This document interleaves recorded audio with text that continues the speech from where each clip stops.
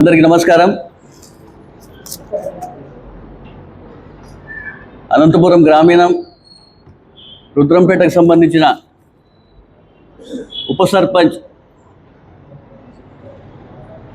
మాజీ ఉప సర్పంచ్ నరేంద్ర రెడ్డి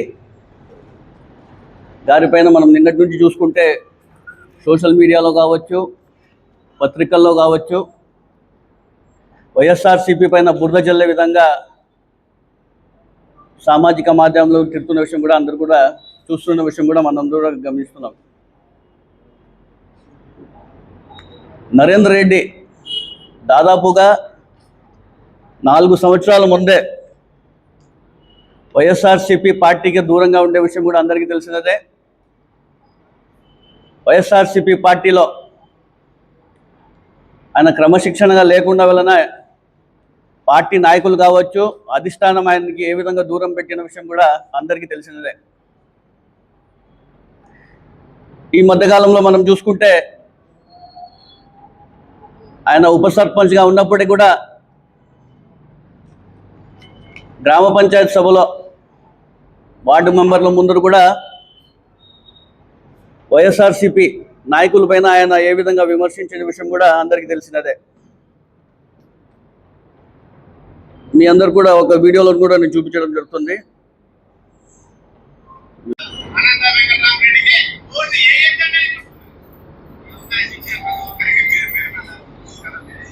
ఈ వీడియో చూస్తే అర్థమవుతుంది మీకు. దాదాపుగా 4 సంవత్సరాల ముందే ఆయన పార్టీకి వ్యతిరేకంగా, మా పార్టీలో నాయకులకు వ్యతిరేకంగా రాబోయే ఎన్నికల్లో మీరు వైఎస్ఆర్సీపీ పార్టీకి ఓటు వేయకూడదని చెప్పేసి ఏ విధంగా ఆ రోజు సభలో చెప్పిన విషయం కూడా మీ ముందుకి ఆధారాలతో పెట్టడం కూడా జరుగుతుంది. అదేవిధంగా మనం చూసుకుంటే ఎన్నికలు ముందుకు రావడం జరిగింది.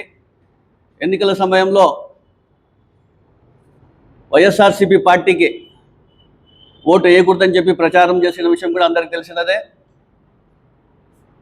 అదేవిధంగా అప్పట్లో ఇప్పుడు ఉన్నటువంటి స్థానిక ఎమ్మెల్యే ప్రజాప్రతినిధి అయినటువంటి దగ్గుబాటి వెంకటేశ్వర ప్రసాద్ గారికి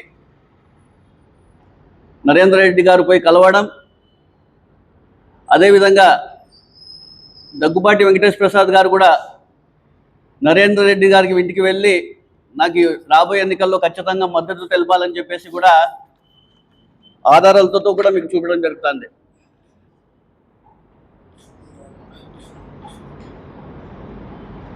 కానీ ఇక్కడ చూస్తే నిన్నటి రోజు నుంచి మనం చూస్తే వైఎస్ఆర్సీపీ నాయకులపైన, వైఎస్ఆర్సీపీ పార్టీ పైన ఏ విధంగా బురద జరుగుతున్న విషయం కూడా ప్రజలందరూ కూడా ఒకసారి గమనించాలని తెలియజేస్తున్నాను.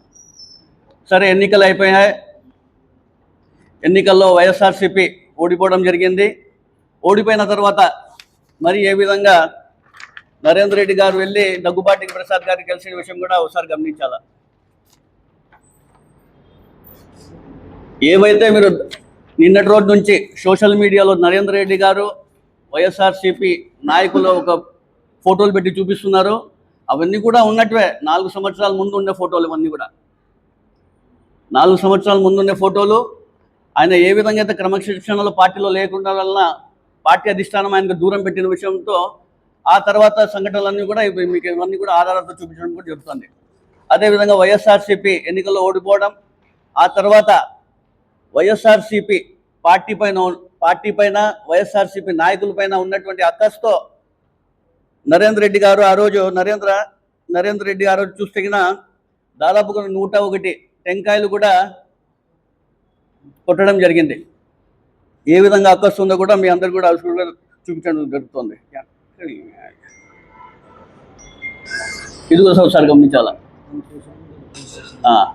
అతను సోషల్ మీడియాలో పోస్ట్ చేసిన నేను చూపించడం, ఆధారాలతో మీకు చూపించడం జరుగుతుంది. ఆ రోజు ఆంధ్రజ్యోతి కావచ్చు, ఈనాడులో కూడా, పత్రికల్లో కూడా రావడం జరిగింది ఇవన్నీ కూడా. కానీ ఈరోజు వైఎస్ఆర్సీపీ నేత, వైఎస్ఆర్సీపీ నాయకులపైన, వైఎస్ఆర్సీపీ పార్టీ పైన బురద చెల్లే విషయం మీరందరూ కూడా ఒకసారి గమనించాలని కూడా నేను పదేపదేగా మీ అందరూ తెలియజేస్తున్నాను. అదేవిధంగా చూసుకుంటే అధికారంలో ఇప్పుడు ఎవరున్నారు? ప్రజలందరూ కూడా ఒకసారి గమనించాలా. అధికారంలో ఎవరున్నారు చెప్పండి. గతంలో మనం ఎప్పుడైనా చూసామా ఇలాంటివి? గత 5 సంవత్సరాలుగా వైఎస్ఆర్సీపీ పాలన, వైఎస్ఆర్సీపీ ప్రభుత్వం ఏ విధంగా రాష్ట్రంలో కావచ్చు, నగరంలో ఏ విధంగా పరిపాలన కొనసాగించే విషయం కూడా అందరికీ చూసినాం. గత 5 సంవత్సరాలు ఎప్పుడైనా కూడా ఇలాంటి సంఘటనలు ఎప్పుడైనా జరిగినాయా? ఒకసారి చరిత్ర చూసుకోండి. గత 5 సంవత్సరాల్లో ఎప్పుడైనా ఇలాంటి సంఘటనలు జరిగినాయా? గత 5 సంవత్సరాలు ఏం జరిగినాయి? కూటమి ప్రభుత్వం అధికారంలోకి వచ్చిన 2 సంవత్సరాల్లో ఏ విధమైన సంఘటనలు జరుగుతున్నాయో కూడా ప్రజలందరూ కూడా ఒకసారి గమనించాలా. ఎక్కడ చూసినా కూడా ఇప్పుడు కూటమి ప్రభుత్వం అధికారంలోకి వచ్చిన 2 నెలలలో భూ కబ్జాలు కావచ్చు, దాడులు కావచ్చు, దౌర్జన్యాలు కావచ్చు, బెదిరింపులు కావచ్చు, ల్యాండ్ మాఫియా కావచ్చు, లిక్కర్ స్కామ్ కావచ్చు, డబుల్ రిజిస్ట్రేషన్లు కావచ్చు, అదేవిధంగా కాంట్రాక్ట్ సంస్థలే ఫేక్ సర్టిఫికెట్లు సృష్టించి కాంట్రాక్ట్ సంస్థలు ఈరోజు చేరవచ్చు వాళ్ళకి అనుకూలంగా చేసుకునే విధంగా కూడా మనం చూస్తున్నాం. గతంలో మనం ఎప్పుడైనా ఇలాంటివి చూసామా? గత 5 ఇయర్స్లో ఎప్పుడైనా ఎక్కడైనా కూడా ఇలాంటి సంఘటన జరిగింది ఎక్కడైనా చూసామో చూడండి. చరిత్ర చూసుకోండి ఒకసారి చెప్తున్నా. కానీ ఇప్పుడు కొత్తగా మరీ చూసుకుంటే హనీ ట్రాప్ అంట. ఎక్కడో మనం ముంబైలో కానివ్వండి, కలకత్తాలో ఇలాంటివి వినేవాళ్ళం. పెద్ద పెద్ద మహానగరాల్లో హనీ ట్రాప్స్ అంటే చెప్పేసి అప్పుడప్పుడు ఎక్కడో వినేవాళ్ళం. కానీ ఇక్కడ అనంతపురం నగరంలో, అనంతపురం నగరం అంటే ప్రశాంతతకు మారిపోయారు. ఈ కూటమి ప్రభుత్వం వచ్చినాక ఏ విధమైన కొత్తవన్నీ వింటున్నామో ఒకసారి ప్రజలందరూ కూడా ఒకసారి గమనించాల. అసలు పోలీస్ వ్యవస్థ ఉందో లేదో కూడా అర్థం కాని పరిస్థితి. పోలీసులు ఏ విధంగా వ్యవహరిస్తున్న పరిస్థితి చూస్తుంటే చాలా అసలు బాధాకరం.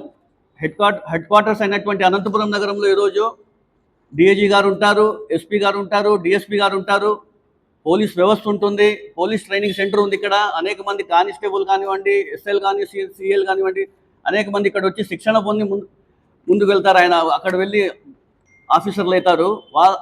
అలాంటి ఉండే చోటు కూడా ఈరోజు పోలీసు వ్యవహారం చూస్తుంటే చాలా బాధేస్తుంది. ఇక్కడ హనీ ట్రాప్ సంబంధించి ఎంతోమంది బాధితులు 3 టౌన్ కానివ్వండి, అలా రాప్తాడ్ స్టేషన్కి వెళ్ళి బాధితులు ఫిర్యాదు చేస్తే అక్కడ ఉన్నటువంటి సీఎల్ పట్టించుకుపోవడం, ఎంతవరకు అసలు ఏ విధంగా ప్రభుత్వం ముందుకు పోతున్న విషయం కూడా ప్రజలందరూ ఒకసారి గమనించాలని తెలియజేస్తున్నాను. అసలు వాళ్ళు ఈ బాధితులు ఏ విధంగా నష్టపోయి ఉంటారు, మానసికంగా ఏ విధంగా నష్టపోయి ఉంటారో విషయం కూడా ప్రజలందరూ ఒకసారి గమనించాలి.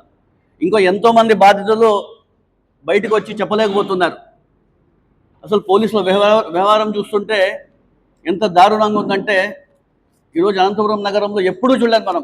ఎప్పుడే కానీ ఆ బాధితులు ఇచ్చిన ఫిర్యాదుల మేరకు మీరు ఆ రోజే కట్టడి చేసి ఉంటే ఈరోజు ఇవన్నీ కూడా జరిగిందట. అనంతపురం నగరంలో హనీ ట్రాప్ సంబంధించి ఎప్పుడైనా వినేవాళ్ళమా మేము? ఖచ్చితంగా లా అండ్ ఆర్డర్కి సంబంధించి పోలీసులే దీనికి బాధ్యత వహించాలి. ఎవరైతే ఇది నేరం చేశారో ఖచ్చితంగా వాళ్ళందరికీ కూడా అదుపులో తీసుకొని చట్టపరంగా ఖచ్చితంగా వాళ్ళందరికీ కూడా శిక్షించే విధంగా పోలీసులు కూడా చర్య తీసుకోవాలని తెలియజేస్తున్నాను. ఇంతమంది ప్రజలు ఉన్నటువంటి బాధ్యత తీసుకోకుండా పోలీసులు కావచ్చు, అటు ప్రజాప్రతినిధులు కావచ్చు, బాధ్యత తీసుకోకుండా ఏ విధంగా వివరిస్తున్న విషయం కూడా ప్రజలందరూ కూడా ఒకసారి గమనించాలని తెలియజేస్తున్నాను. ఏమైనప్పటికీ కూడా నరేందర్ రెడ్డి అనే అతను వైఎస్ఆర్సీపీకి సంబంధం లేదు. 4 సంవత్సరాల ముందే ఆయన పార్టీ నుంచి ఆయనకి దూరం పెట్టింది. పార్టీలో ఎటువంటి వారికి కూడా ఆయనకు సంబంధం లేదు. ఇప్పుడు జరుగుతున్నటువంటి ఏ విధంగా కూటమి నేతలు, కూటమి నాయకుల, కూటమి ప్రభుత్వంతో అండదండలతో ఏ విధంగా ఆయన ముందుకు పోతున్న విషయం కూడా మాకు తెలియదు. ఇవన్నీ కూడా పోలీసులే నిగ్గు తేల్చాలి. సమయం ఎంతగా ఉంది. ఖచ్చితంగా ప్రజలందరూ కూడా గమనించి రాబోయే రోజుల్లో పోలీసు అందరూ కూడా దీనిపైన యాక్షన్ తీసుకొని వెంటనే చర్యలు తీసుకోవాలని తెలియజేస్తున్నాను.